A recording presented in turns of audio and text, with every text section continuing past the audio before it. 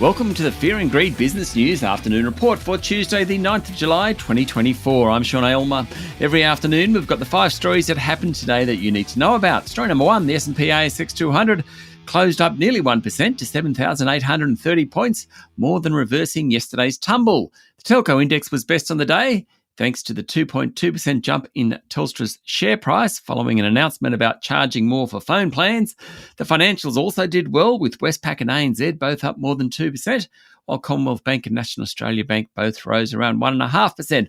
Other strong large-cap performers included WiseTech Global, Aristocrat Leisure, REA Group, Santos and CSL. The underperformers included Macquarie Group, Goodman and Woodside Energy. Best on the day was Insignia, the wealth manager, formerly known as IOOF. It jumped 14% after a media report suggested investment bank Citi had been called in to look at merger activity, whatever that means.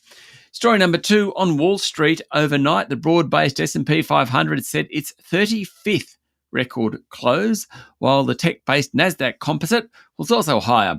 Apple jumped 0.7% to lift its market cap to $3.49 trillion, while Microsoft slipped 0.3%, pushing it to the number 2 slot, worth $3.47 trillion. Nvidia rallied almost 2%. It's worth about $3.15 trillion.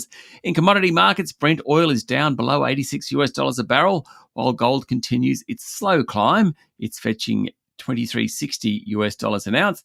The Aussie dollar has held onto the ground it made in the last couple of sessions. It's trading around 67.5 US cents. All eyes are now on US Fed Chair Jerome Powell, who is due to front Congress tonight.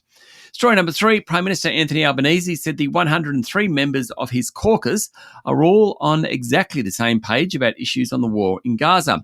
The conflict in the Middle East has been a treacherous issue to navigate for the Labor Party, as demonstrated by Senator Fatima Payman leaving the party last week to sit as an independent. Mr Albanese said the caucus allows a range of debates on all sorts of issues and common positions are worked through.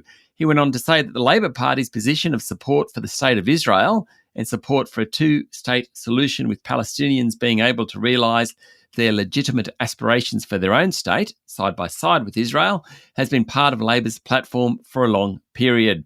The Prime Minister was speaking after appointing Gillian Segal as the government's new special envoy to combat anti-Semitism. He also plans to name a new special envoy to combat Islamophobia in the coming days. Story number 4, exchange-traded funds, or ETFs, are attracting a big chunk of investor flows, with the market now worth more than $200 billion. Australian ETF assets under management jumped 15% over the past 6 months, following solid gains on global equity markets and strong investor inflows. The $200 billion total compares with $178 billion at the start of the year, according to Vanguard.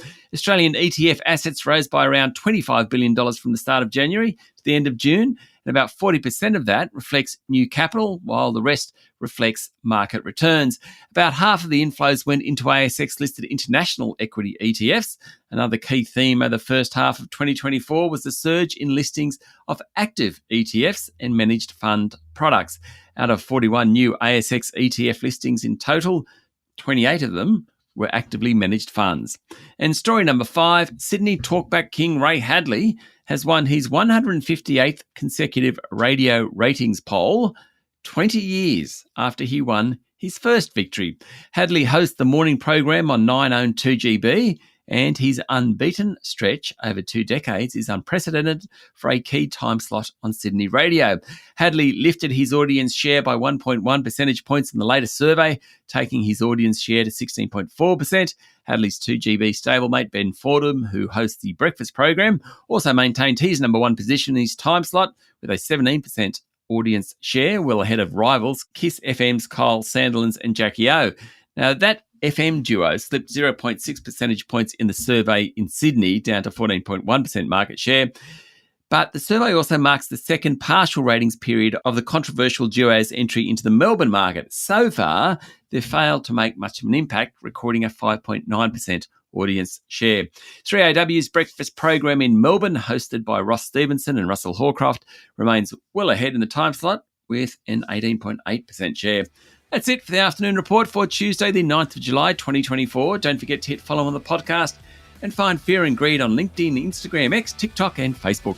Join Michael Thompson and I tomorrow morning for the Fast 5 by Fear and Greed, the top 5 business stories you need to know in just 5 minutes. I'm Sean Aylmer. Enjoy your evening.